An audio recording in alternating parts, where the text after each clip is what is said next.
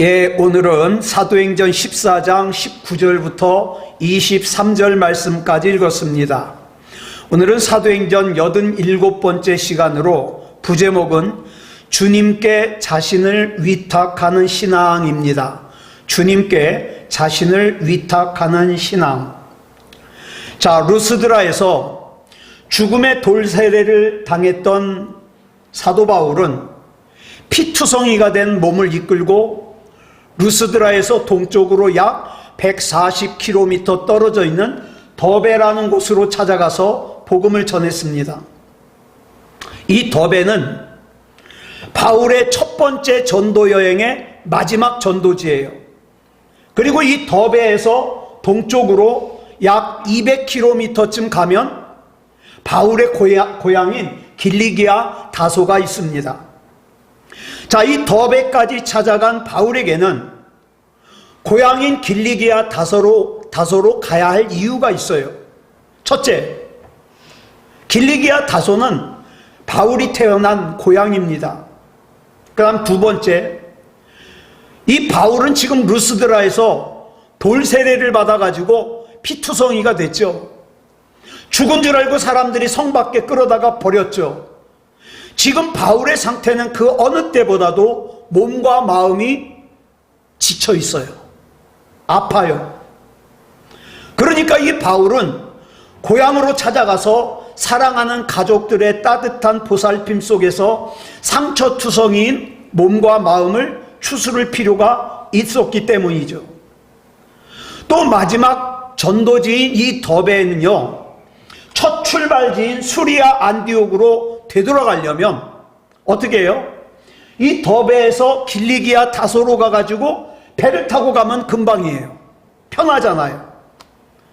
더욱이 바울이 그동안 거쳐온 성읍마다 사람들이 어떻게 했어요? 바울을 박해하고 죽이려고 하는 사람들이 득실거렸기 때문에 이 길리기아 다소를 경유하는 가장 가까운 길을 마다하고 굳이 왔던 대로 반대로 되돌아갈 이유가 없는 거예요. 되돌아가려면 목숨 걸어야 돼요. 그죠? 루스드라라든가 이고니온, 비시디아 안디옥 이런 데 가려면 목숨 걸어야 돼요. 정말 위험하기 짝이 없는 길이죠. 그런데 바울이요, 자기 일신상의 안위를 위해서 고향인 길리기아 다소로 가지 않고 어떻게 합니까? 왔던 길로 다시 되돌아갑니다. 자기를 죽이려고 하는 사람들이 득실거리고 있는 루스드라와 이고니온과 피시디아 안디옥을 거쳐서 가고 있어요. 그 이유는 자기로부터 복음을 듣고 예수님을 구주로 영접한 사람들을 만나서 그들의 믿음을 북돋아 주기 위해서라 그랬어요. 자, 본문 22절 보겠습니다. 시작. 제자들의 마음을 굳게 하여 이 믿음에 머물러 있으라 권하고, 또 우리가 하나님의 나라에 들어가려면 많은 환난을 겪어야 할 것이라 하고. 자, 바울로부터 복음을 전해 듣고 예수님을 구주로 영접한 루스드라에 있는 그리스도인들, 이고니온에 있는 그리스도인들, 비시디아 안디옥에 있는 그리스도인들은 자신에게 복음을 전해준 바울이 자신의 눈앞에서 박해를 받는 것을 봤거든요. 쫓겨가는 걸 봤거든요. 돌세례를 받고 죽은 것 같으니까 사람들이 끌어다가 성 밖에 버리는 걸 봤거든요. 마음이 불안하지요. 그런데 이제 진짜 다시는 이 사도 바울을 볼 수 없을 줄 알았는데 어느 날 그 사도 바울이 다시 나타난 거예요. 그러니까 이 그리스도인들의 입장에서는 사도 바울을 다시 보는 것만으로도 흔들렸던 그들의 믿음이, 흔들렸던 그들의 마음이, 불안했던 마음이 재건되고 주님을 향한 마음이 더 굳게 세워지지 않겠습니까? 그런데 그들을 다시 만난 바울이 그들에게 권면하기를, 너희들은 예수 잘 믿어서 부자가 되라. 너희들은 예수 잘 믿어서 출세해라. 너희들은 예수 잘 믿어서 부귀영화를 누려라. 너희들은 예수 잘 믿어서 병도 고치고 무병장수해라 이렇게 권하지 않았어요. 오늘날 많은 예수 믿는 사람들이 원하는 게 뭐예요? 이런 거예요. 난 예수 믿고 세상에서 출세할 거야. 난 예수 믿고 세상에서 잘 살 거야. 나는 예수 믿고 병 고칠 거야. 근데 바울은 그런 얘기 하지 않았어요. 오히려 바울은 뭐라 그럽니까? 우리가 하나님의 나라에 들어가려면 많은 환난을 겪어야 할 것이다. 바울의 이 말을 언뜻 들으면 우리가 이 세상을 살면서 환난을 겪는 것이 하나님의 나라에 들어가기 위한 조건인 것처럼 들려요. 그럼 오늘부터 당장 환난을 받으러 가야 되겠죠. 예. 그래서 환난을 많이 겪는 인간의 행위나 공로가 없이는 하나님의 나라에 들어갈 수 없을 것처럼 여겨집니다. 그러나 여러분 앞에서 말씀드렸어요.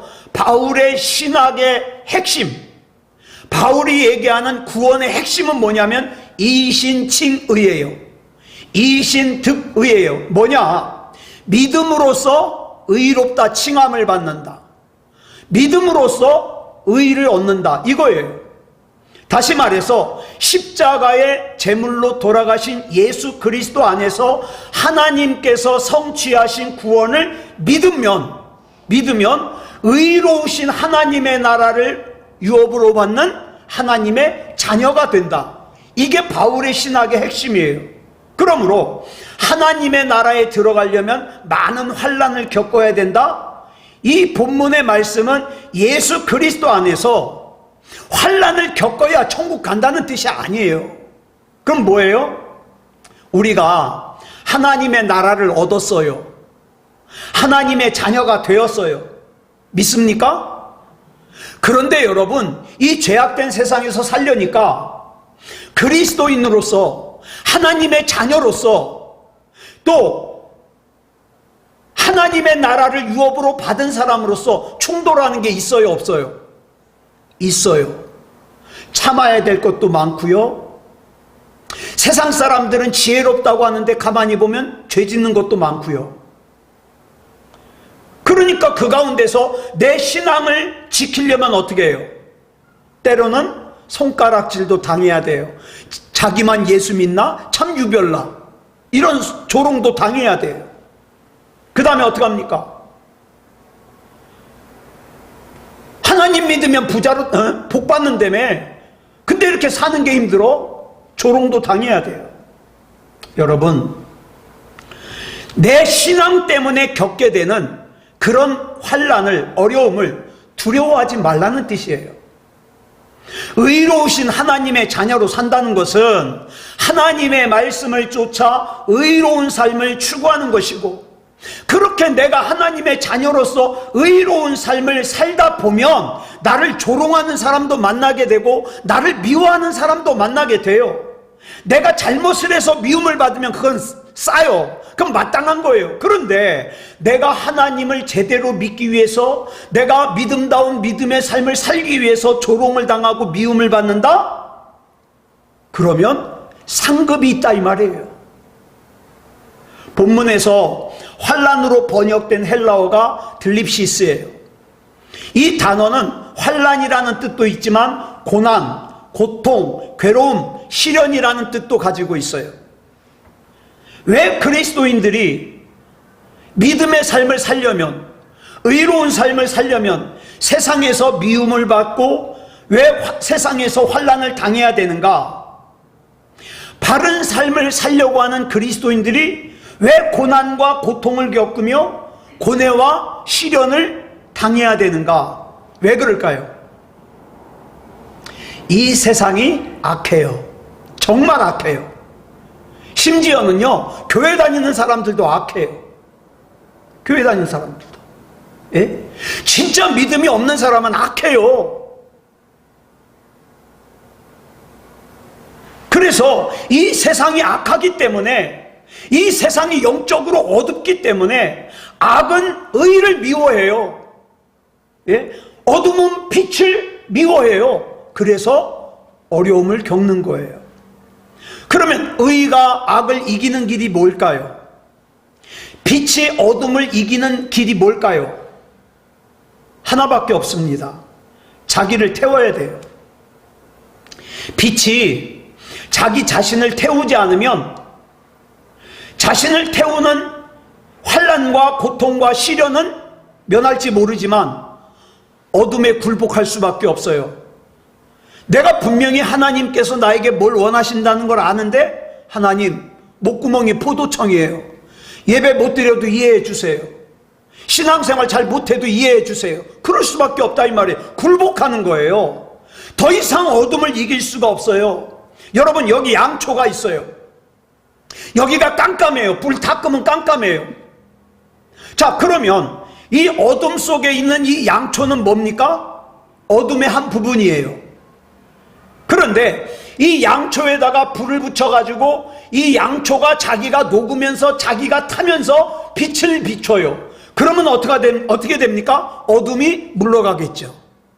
그런데 여러분, 양초가 어둠을 물러가게 하기 위해서는 어떻습니까? 환난이 있어요. 고통이 있어요. 시련이 있어요. 여러분, 내 자존심 다 찾으면서 신앙생활 못합니다. 내 이 다 찾으면서 신앙생활 못해요. 세상이 그렇게 놔두질 않아요. 내 자존심 다 찾다 보면 나는 어느새 세상 사람과 똑같아요. 내 육체의 편안함을 다 챙기다 보면 세상 사람과 똑같아요. 그러니까 내가 정말 하나님의 말씀대로 살려면 괴로움과 고뇌가 있을 수밖에 없죠. 그럼에도 불구하고 양초가 그 과정을 피하지 말 것은 그 과정을 통해서만 보잘것없는 양초가 어둠을 이기는 빛으로 승화할 수 있거든요. 저와 여러분이 뭐가 그렇게 잘났겠어요? 잘난 거 없어요. 그런데 우리가 기도할 때 하나님의 영광을 위해서 내가 짊어져야 될 십자가가 있다면 기쁨으로 짊어지겠습니다. 하나님 앞에 이렇게 나를 드리고 자존심도 상하고 때로는 어려움도 당한다면 나는 하나님 앞에서 빛을 비치는 양초의 역할을 감당할 수 있다 이 말이에요. 여러분, 예수님께서 제자들을 세상에 보내시면서 뭐라고 말씀하셨는지 아세요? 마태복음 10장 16절에 보니까 이렇게 말씀하셨어요. 시작. 보라, 내가 너희를 보냄이 양을 이리 가운데로 보냄과 같도다. 이 세상이 얼마나 악하고 어두우면 예수님께서 이 세상을 이리라고 표현해요. 그 속에서 내가 그리스도인으로 살아갈 때에 그 모습이 무엇과 같다? 양과 같다. 여러분, 이리떼 속에서 양이 안전하게 사는 방법이 뭘까요? 예? 이리떼 속에서 양이 안전하게 사는 방법이 뭐예요? 한 가지밖에 없어요. 이리인 척 하는 거예요. 예? 사람이 뭐 얘기하면 맞춰주고, 내 옆에서 누가 교회 흉보면 아이 그렇지 그러고 맞장구 쳐주고, 그러면 뭐 그다지 손해볼 거 없어요. 어려움 당할 거 없어요. 그런데 이리떼 속에서 내가 양이라는 것을 갖다가 숨기지 않으면 어려워요. 힘들어요. 예. 환난이 있어요. 시련이 있어요. 고통이 있어요. 고뇌가 있어요. 제가 예전에 중학교, 고등학교 다닐 때 학교에 도시락을 싸갖고 가잖아요. 점심을 먹을 때 기도를 하고 먹어야 되는데 이 남학교는 참 짓궂어요. 도시락을 열어놓고서 기도를 하고 나면 반찬이 없어져요. 다. 맨밥 먹어야 돼. 장난하는 거예요, 애들이. 그래가지고 그 다음에는 어떡하냐, 그 도시락을 사수하기 위해서 젓가락을 갖다가 딱 떨어뜨린 척하고 젓가락을 주부면서 어떻게 해요? 순간적으로 하나님 잘 먹겠습니다, 예수님의 이름으로 기도했습니다. 그러고 먹어요. 내가 이 세상에서 양이라는 걸 드러내면요 손해볼 수밖에 없어요. 그러니까 여러분들 세상에서 편하게 살려면 이리인 척하면 돼요. 근데 여러분 양으로서 살려면 굉장히 힘들어요. 자존심도 상하죠. 욕심도 내려놔야 되죠. 얼마나 힘든지 몰라요. 이건 현실적으로 양이 이리 가운데서 사는 것은 어려운 일이에요. 아니, 어려운 정도가 아니라 불가능한 일이에요. 양이 이리 가운데서 사는 것은. 그럼에도 불구하고 주님께서는 왜 그토록 무모한 삶을 예수님의 제자들에게 요구하셨을까? 또 오늘날 저와 여러분에게 요구하셨을까? 주님께서 십자가의 고난을 당하시기 전에 제자들과 이른바 최후의 만찬이라는 걸 가지신 뒤에 요한복음 16장 32절에서 제자들에게 이렇게 말씀하십니다. 시작. 보라, 너희가 다 각각 제 곳으로 흩어지고 나를 혼자 둘 때가 오나니 벌써 왔도다. 그러나 내가 혼자 있는 것이 아니라 아버지께서 나와 함께 계시느니라. 저는 이 말씀을 읽으면서 얼마나 많이 울었는지 몰라요. 예. 같이 신앙생활하던 사람들이 한 사람 나갈 때마다 많이 저는 힘들어요. 그러다가 성경을 읽다가 예수님이 이 말씀을 하시는 걸 읽으면서, 그렇죠 예수님, 사람들이 다 각각 제 곳으로 흩어지고 나를 혼자 둘 때가 오지만 그래도 하나님께서 나와 함께 계심을 믿습니다. 이렇게 이 말씀을 읽으면서 제가 얼마나 울었는지 몰라요. 예수님께서는 악한 이리 때가 우글거리는 이 어두운 세상에 오신 하나님의 어린 양이었어요. 세상의 이리들이 하나님의 어린 양을 가만 놔둘 리가 없죠. 세상의 이리들은 예수님의 생명을 노리며 상처를 내고 머리에는 가시관을 씌우고 그 다음에 어떻게 합니까? 채찍질을 해가지고 등가죽은 다 벗겨지고 조롱을 당하고 마침내 십자가에 못 박아 죽였습니다. 예수님께서는 임박한 당신의 죽음을 내다보시면서 막상 자기에게 죽음이 닥치면 지금 뭐든지 죽는 데까지 따라가겠다고 말하는 이 제자들이 주님을 버리고 뿔뿔이 흩어지고 주님 혼자 남게 될 거라는 걸 아셔요. 그리고 실제로 그 상황이 되자 예수님께서는 인간의 죄값을 치르기 위해서 십자가에서 죽음과 고난을 묵묵히 감당하셨는데 제자들은 어땠어요? 다 도망가 버렸어요. 네. 그런데 예수님은 십자가 위에서 당신을 송두리째 다 태우셨어요. 어떻게 이것이 가능했을까요? 내 이놈들을 어떻게 이럴 수가 있어? 나한테 어떻게 이럴 수가 있어? 에이, 천벌받을 놈들. 그러지 않았어요. 왜요? 하나님께서 함께 계시기 때문에 가능했어요. 줄친 것만 읽어볼까요? 시작. 그러나 내가 혼자 있는 것이 아니라 아버지께서 나와 함께 계시느니라. 예수님께서는 이 세상 모든 사람이 당신을 버려도, 그래서 내가 홀로 남은 것처럼 보여도 바로 그 순간에 하나님께서 변함없이 당신과 함께 계신다는 사실을 굳게 믿으셨습니다. 여러분은 이거 믿으십니까? 하나님께서 지금 나와 굳게 함께 계신다는 걸 믿으면 죄 못 짓죠. 하나님이 나와 함께 계시는데, 이창원 목사가 여러분 24시간 쫓아다녀도 여러분 죄 못 짓잖아요. 하물며 하나님이 함께 계시는데. 그래서 예수님께서는 제자들에게 요한복음 16장 33절에서 이렇게 말씀하십니다. 시작. 이것을 너희에게 이르는 것은 너희로 내 안에서 평안을 누리게 하려 함이라. 세상에서는 너희가 환난을 당하나 담대하라. 내가 세상을 이기었노라. 아멘. 하나님의 어린 양이 십자가에서 죽임을 당하는 것보다 더 큰 환난이 어디 있겠습니까? 생살이 못이 박혀야 되는 고통, 고뇌, 괴로움, 조롱을 당하는 괴로움. 그런데 이 세상의 시련과 환난이 결코 예수님을 제압하지 못했습니다. 십자가에서의 고난과 환난을 당하고 돌아가신 예수님을 하나님께서 사흘째 되는 날 죽음 가운데서 일으키셨습니다. 하나님의 섭리를 위하여 십자가 위에서 당신 자신을 온전히 다 내어주신 예수님께서 자기와 함께 계시는 하나님의 능력을 힘입어서 세상의 악한 이리때를 제압하고 칠흑 같은 어둠을 깨뜨리심으로 세상을 밝히고 살리는 영원한 생명의 빛이 되신 거예요. 그래서 예수님께서는 당신의 양떼인 그리스도인들을 악한 이리때가 득실거리는 세상의 어둠 속으로 내보내십니다.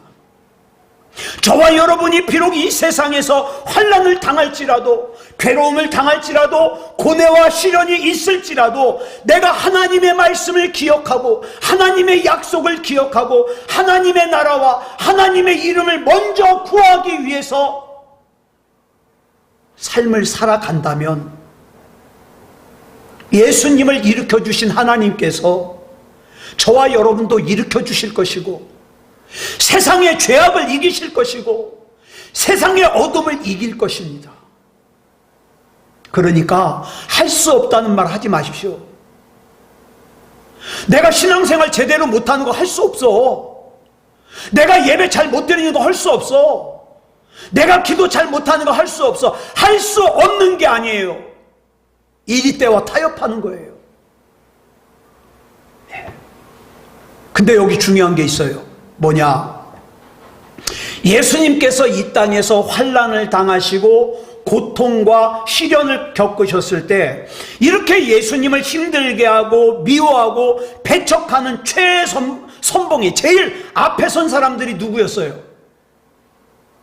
유대인들이었습니다. 예? 유대인이 누구예요? 예수님은 세상에 하나님을 알지 못하는 이방인들에게 환난을 겪은 게 아니에요. 하나님을 누구보다도 잘 안다는, 그래서 율법을 잘 지키는, 자기가 하나님의 선택받은 민족이라는 것을 자랑스럽게 여기는 그 유대인들에게 환난을 당하셨습니다. 사랑하는 여러분, 저와 여러분은 이 사실을 잊으면 안 돼요. 교회가, 그리스도인이 영적으로 깨어있지 않으면 예수님을 만나기 이전에 사도 바울처럼 어떻게 해요? 나도 모르는 사이에 내가 예수님의 이름으로 하나님을 대적할 수 있어요. 나도 모르는 사이에 내가 그리스도인이라는 이름으로 내 옆에 신앙생활하는 사람을 힘들게 할 수 있어요. 네. 얼마든지. 더 중요한 문제는 자기가 그게 잘못된 걸 모르기 때문에 회개를 안 해요. 이게 문제라 이 말이에요. 네. 여러분, 사도행전 13장 45절에서 우리가 나눴잖아요. 예? 피시디아 안디옥에서 가는 곳마다 유대인들의 박해와 살해 위협에 시달린 이유가 뭐예요? 처음에 바울이 박해를 당하게 된 이유가 뭐예요? 유대교 지도자들의 시기심 때문에 그래요. 시기심 때문에. 자기가 예배 인도할 때보다 더 많이 모이거든. 시기심. 그리고 이고니온의 유대인들은 바울을 돌로 쳐 죽이려고까지 했어요. 그리고 그 이고니온의 유대인들과 비시디아 안디옥의 유대인들은 루스드라까지 쫓아가가지고 어떻게 해요? 결국에는 바울을 돌로 때려 죽였습니다. 그 외에도 바울이 가는 곳마다 유대인들이 바울을 죽이려고 했던 데는 시기심 외에 또 다른 근본적인 이유가 있어요. 뭐냐? 바울이 전한 복음의 핵심이 뭐예요? 하나님의 독생자이신 예수 그리스도께서 인간의 죄값을 치르기 위해서 십자가의 제물로 돌아가셨다. 그리고 사흘째 되는 날 죽음을 깨뜨리고 부활하셨다. 그러니까 이제는 누구든지 예수 그리스도를 믿기만 하면 죄사함을 받는다. 이거 아니에요? 누구든지. 반면에 여러분 보세요. 예수님을 십자가에 못 박아 죽였던 유대인들의 핵심은 뭐예요? 유대교의 핵심은 인간이 지은 죄를 용서받기 위해서는 어떻게 해요? 율법대로 짐승을 제물로 바쳐야 되고 그 제사를 드리기 위해서 반드시 필요한 존재가 누구예요? 제사장이에요. 네? 율법에서는 제사를 드릴 때 제사장이 없으면 드릴 수가 없어요. 그런데 이 과정에서 이 제사장이라는 사람들이 하나님께 드리는 제물의 일부를 자기가 가져가 버려요. 예? 게다가 성전 안에서 예배 드리는데 필요한 것들을 갖다가 비싸게 팔아요. 예를 들어서 우리가 성전에 예배를 드리러 오는데 저 입구에다가 성경책을 딱 싸놔요. 그리고 나서 성경책이 없으면 예배를 못 드립니다. 성경책 얼마예요? 48만 원이요. 한 3, 4만 원 주고 사다가 48만 원 받아요. 이 성경을 통하지 않으면 구원 못 받습니다. 사람들이 48만 원 주고 그거 사게 해요. 그래가지고 자기가 부를 축적해요. 이게 제사장들이었다 이 말이에요. 그러므로 유대교가 바울이 전하는 복음, 누구든지 예수님을 구주로 영접하면 누구든지 구원을 받는다. 그러면 짐승으로 제사를 드릴 필요가 없잖아요. 제사장이 드려줄 필요도 없잖아요. 이건 뭐예요? 유대교 자체가 와해되는 거예요. 또한 그 제사와 관련해서 많은 수익을 올리고 부자가 되었던 수많은 유대인들의 수입원이 사라지는 거예요. 지금 이 사람들은 뭐가 옳은지 뭐가 틀린지 이게 중요하지 않아요. 오직 자기의 기득권, 나에게 이익이 되는 게 뭐냐, 내 몸이 더 편한 게 뭐냐. 여러분 한번 생각해 보세요. 객관적으로 예배를 드리는 게 옳아요? 안 드리는 게 옳아요? 알죠? 예배를 드리는 게 옳아요. 근데 이제 여기에 우리가 이유가 들어가요. 너무 피곤해서. 그런데 이창원 목사가 강단에서 어떻게 해요? 예배를 생명같이 여겨야 됩니다. 예배는 중요합니다. 그러니까 너 어떻게 해요? 난 예배는 드리기가 싫고 어떻게 해요? 자꾸 예배를 강조하는 이창원 목사가 꼴보기 싫은 거예요. 이런 거다 이 말이에요. 유대교의 입장에서 본다면 바울은 공공의 적이 된 거예요. 모든 유대인들이 미워해요. 그렇다고 해서 유대교에 속한 유대인들만 바울을 죽이려고 한 게 아니에요. 그리스도인이 된다는 것은 주님의 말씀을 쫓아 바르고 의로운 삶을 사는 거예요. 그러므로 자기의 욕망을 위해서 불의와 거짓을 서슴지 않는 사람들은 지나치게 신앙생활 잘하는 그리스도인들이 부담스러운 거예요. 적당히 죄도 좀 지어야지. 저 그런 소리 많이 들었어요. 사람이 너무 깨끗하면 안 된대. 제가 군대에 있을 때 저희 선임하사가 저한테 날마다 하는 말이 그거예요. 너는 악을 좀 길러야 돼. 사람이 그렇게 물러 터져가지고 되겠냐? 악을 길러. 그러면서 막 일부러 기업도 줘요. 잘못 안 했는데 악을 기르라고. 세상이 그래요. 여러분, 바울이 유대인들뿐만 아니라 세상 사람들로부터도 환난을 당한 이유가 그거예요. 실제로 바울을 참수형에 처해서 죽인 사람은 유대인들이 아니라 로마 황제인 네로예요. 그래서 바울은 고향인 길리기아 다소를 눈앞에 둔 더베에서, 조금만 가면 고향인데 다시 길리기아 다소 자기 고향으로 가지 않고 어떻게 해요? 다시 반대로 되돌아서 자기를 죽이려고 하는 사람들이 득실거리는 루스드라, 이고니온, 비시디아, 안디옥을 다시 찾아간 거예요. 왜? 자기로부터 복음을 영접한 그리스도인들을 만나서 믿음을 북돋아주기 위해서. 주님을 쫓아 살기로 결단한 그들 역시 바울 자신처럼 유대인들로부터, 세상 사람들로부터 어려움을 당할 것이니까 네가 신앙생활을 똑바로 하려면 세상에서 어려움을 당해. 그렇지만 담대하게 이겨야 된다. 하나님이 도우신다. 자존심 세우지 마라. 욕심내지 마라. 성적인 범죄하지 마라. 하나님이 지켜보신다. 그거잖아요. 그러므로 이렇게 다시 목숨을 걸고 자기를 박해하는 사람들이 가득한 곳으로 돌아가서 그들의 복음을 영접하고 예수님을 구주로 영접한 사람들의 믿음을 북돋아 주는 것은 바울의 당연한 의무예요. 그런데 만약 바울의 말이 예수 그리스도 안에서 의로운 하나님의 나라를 얻는 하나님의 자녀가 되었음을 정녕 믿는다면, 내가 하나님의 자녀로 사는 것 때문에 이 세상에서 겪을 수 있는 환난을 조금도 두려워하지 말라, 이 말로만 끝났다면 환난을 만나면 네 능력으로 이겨라 이거 아니에요. 그래, 너 예수 믿는 사람이지 환난을 만날 거야, 어려움 만날 거야, 걱정하지 마, 그냥 이겨. 네가 뱀같이 지혜롭게 이겨. 그러는 말밖에 안 돼요. 그런데 바울의 말이 그걸로 끝나지 않았어요. 이후에 바울이 뭐라 그랬는가? 본문 23절 상반절 줄친 것만 읽겠습니다. 시작. 각 교회에서 장로들을 택하여, 이제 진짜 중요한 얘기가 나와요. 루스드라, 이고니온, 비시디아, 안디옥을 차례로 찾아간 바울은 가는 곳마다 교회에서 장로들을 세웠어요. 장로들을. 여기서 우리말 장로로 번역된 헬라어 명사가 프레스비테로스예요. 연장자, 나이 든 사람, 원로, 이런 뜻이죠. 유대교에서는요, 최고의 의결기구인 사네드린 공회 회원을 장로라고 불렀어요. 사도행전에서 초대교회가 시작된 이래 장로라는 용어가 처음 등장한 것은 사도행전 11장이에요.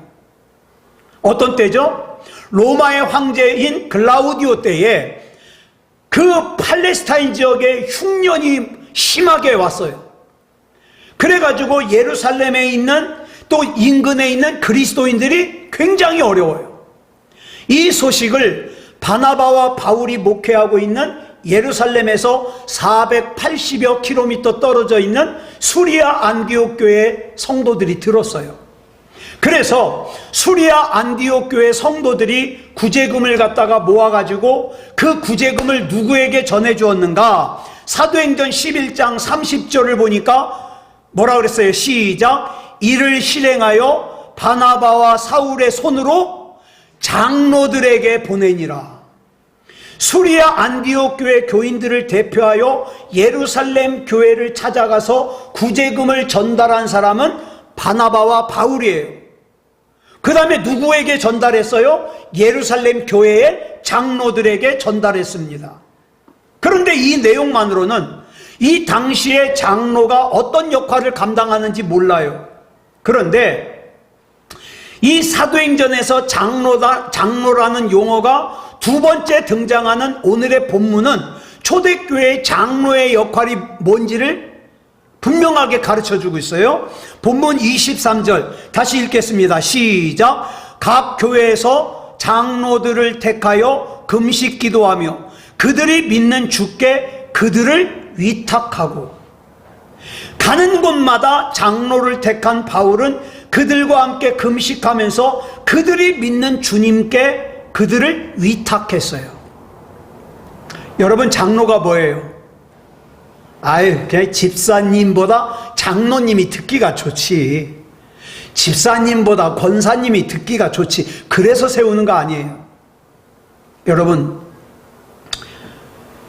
바울이 장로들을 위해서 할 수 있는 것은 아무것도 없어요. 단지 뭐예요? 하나님, 피시디아 안디옥에, 이고니온에, 루스드라에 세운 장로를 하나님께 위탁합니다. 이거예요. 예, 위탁합니다. 이게 전부예요. 바울로부터 택함 받은 장로들과 그들을 장로로 택한 바울을 포함하여 이 세상의 모든 인간은 연약해요. 저도 연약하고 여러분도 연약해요. 오직 죽음의 환난을 깨뜨리고 부활하신 주님만이 나의 참 힘이요 능력이요 소망이 되십니다. 예수님 안에서 어둠은 빛을 이길 수 없습니다. 그렇다면 왜 굳이 장로를 택하여 금식 기도하면서 그들이 믿는 주님 앞에 위탁하냐? 이 장로를 세우긴 세웠는데 장로도 약하지 않습니까? 하나님께 맡겨드립니다. 바르게 설 수 있도록 지켜주시옵소서. 이거예요. 여러분, 목사가 뭐 하는 사람 같아요? 목사가 여러분보다 믿음이 더 좋은 거 아니에요. 목사는 뭐예요? 저는 그렇게 생각해요. 목사는 조금 먼저 하나님 앞에 나를 위탁한 사람이에요. 그래가지고 여러분들한테 설교하는 주제가 뭐예요? 여러분도 하나님 앞에 자신을 맡기십시오. 위탁하십시오. 그거예요. 우리 내일 모레 임직식이에요. 임직식 왜 해요? 임직 받으시는 분들이 폼나니까? 아니요. 다른 분들보다 좀 더 하나님 앞에 자기를 잘 맡기라고요. 그래서 임직식 하는 거예요. 예? 나이가 들었으니까 교회 안에서 감투 하나 씌워주는 거, 그런 거 아니에요. 그들로 하여금 기도하며 주님 앞에 자기를 맡기는, 자기를 위탁하는 본을 보이라, 이 말이에요. 본을 보여라. 그러니까 저는 여러분들에게 뭐 병 고치는 은사, 뭐 능력, 저는 그런 거 없잖아요. 그럼 뭐 해야 돼요? 저는요, 하나님을 바라보는 거, 하나님이 아니면 안 되는 거, 저는 그렇게 살면서 여러분들에게 그걸 보이는 게 제 일이에요. 그리고 하나님 말씀을 통하여 그걸 여러분들에게 말씀드리는 게 제가 할 일이죠. 예. 어떤 교회가 참된 교회예요? 유명한 목사가 담임 목사인 교회요? 세상에서 돈 많은 사람들이, 성공한 사람들이, 똑똑한 사람들이 장로가 되고 권사가 되는 거예요? 절대로 아니에요. 다른 교회에서는요, 장로 되려면 막 1,000만 원, 2,000만 원 내잖아요. 권사 되려면, 저희 어머니 권사 될 때, 지금으로부터 언제요? 한 30년 전? 40년 전인가? 권사하는데 300만 원 냈어요. 어머니 돈이 없어가지고 빌려가지고 그걸 10년 동안 갚았어요. 300만 원을. 근데 우린 그렇게 안 했잖아요. 2006년도에 권사님 세울 때도 교회가 다 했어요. 근데 이번에는 교회가 이 공사비 때문에 돈이 없다 보니까 임직식 진행하는 것만 내시라 그랬잖아요. 왜요? 성경으로 돌아가자, 이 말이에요. 내가 잘나서, 내가 돈이 많아서 임직을 하는 게 아니라 이제 나는 하나님 앞에서 하나님만 바라보며 하나님 앞에 나를 위탁하는 것을 모범으로 삼겠습니다. 이런 마음 없으면 임직 받으면 안 되죠. 예? 다른 성도들하고 쌈박질하면 절대 임직 받으면 안 되죠. 예. 여러분, 오직 죽음의 환난을 이기고 부활하신 주님만이 우리의 힘이에요. 능력이에요. 소망이에요. 마틴 루터에 의해서 종교개혁이 시작이 됐는데 핵심이 뭐냐? 만인 제사장이에요. 이제는 누구를 통할 것 없이 자기가 하나님 부르면 돼요. 만인 제사장, 다 제사장이에요. 예? 권사님도 제사장, 집사님도 제사장, 다 제사장이에요. 예. 그런데 유럽 대륙을 장악하고 있던 로마 카톨릭 교회 입장은요, 하나님의 죄사함은 사제를 통해서만 인간에게 주어져요. 근데 이제 사제가 필요 없다 그러니까 어떻게 해요? 마틴 루터를 죽이려고 그래요. 어느 날 마틴 루터가 너무 무서운 거예요. 죽임을 당할 것 같아서. 그러다가 그 재밌는 얘기가 있잖아요. 마틴 루터가 무서워가지고 발발발발 떨고 막 걱정하고 있으니까 어느 날 마틴 루터의 아내 되시는 분이 상복을 입고 나왔어요. 까만색. 그래가지고 마틴 루터가 여보, 누가 돌아가셨어요? 그랬더니 예, 누가 돌아가셨어요? 하나님이 돌아가셨어요. 아니 무슨 그런 말을 하니까 하나님이 왜 돌아가시냐고. 내가 당신을 보니까 정말 하나님이 돌아가신 사람처럼 두려워한다고. 당신을 보니까 하나님 돌아가신 것 같다고. 마틴 루터가 그 말을 듣고 하나님 앞에 회개했다는 거 아니에요? 그리고 나서 찬양을 짓죠. 무슨 찬양입니까? 이거예요. 한번 불러볼까요? 2절만 시작. 내 주는 강한 성이요 방패와 병기 되시니 그 난란에서 우리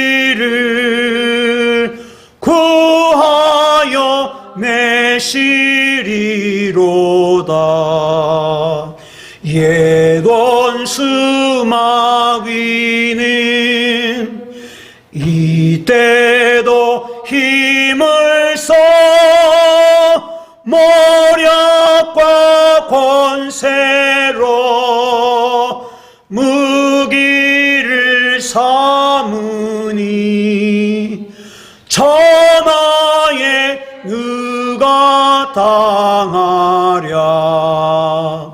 내 힘만 의지할 때는 패할 수밖에 없도다. 힘 있는 장수 나와서 날 대신하여 싸우네. 이 장수 누군가? 주 예수 그리스도 만군의 주로다. 당할 자 누구랴? 반드시 이기리로다. 아멘. 여러분, 군대를 동원한 가톨릭의 위협보다 마틴 루터는 내 하나님이 더 강하시다는 거, 내 하나님이 능력이시라는 거, 내 하나님이 소망이시라는 믿음을 가졌습니다. 사랑하는 여러분, 이 땅에 가장 똑똑한 사람보다 우리 하나님의 지혜는 비교할 수가 없어요. 그 하나님께서 나를 책임지십니다. 그러니까 저와 여러분은 뭐만 하면 돼요? 맡기세요. 위탁하세요. 하나님께. 예? 하나님께 위탁한 나는 하나님 거예요. 하나님이 책임지십니다. 이 밤에 기도할 때에 하나님 앞에 온전히 위탁하여서 저와 여러분을 힘들게 하는, 어렵게 하는 모든 악한 마귀의 권세가 떠나갈 줄 믿습니다. 기도하겠습니다. 사랑의 아버지 하나님, 감사합니다. 우리 하나님의 은혜 가운데 바울이 첫 번째 전도 여행을 했는데 가는 데마다 생명의 위협을 받았습니다. 마침내 1차 전도 여행의 마지막 장소인 더베까지 갔는데 거기서 이제 교회인 수리아 안디옥까지는 바울의 고향인 바울의 고향을 통해서 배를 타고 가면 금방인데 바울은 다시 왔던 대로 되돌아갑니다. 목숨을 걸었습니다. 하나님, 바울이 그렇게 할 수 있었던 것은 하나님께서 책임져 주심을 믿었기 때문입니다.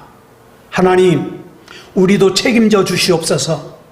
우리 가정도 책임져 주시옵소서. 우리 교회도 책임져 주시옵소서. 하나님 것입니다. 하나님께 위탁합니다. 우리 하나님께서 하나님의 것 책임져 주실 줄 믿사오며 그리스도 예수님의 이름으로 간절히 기도드렸사옵나이다. 아멘.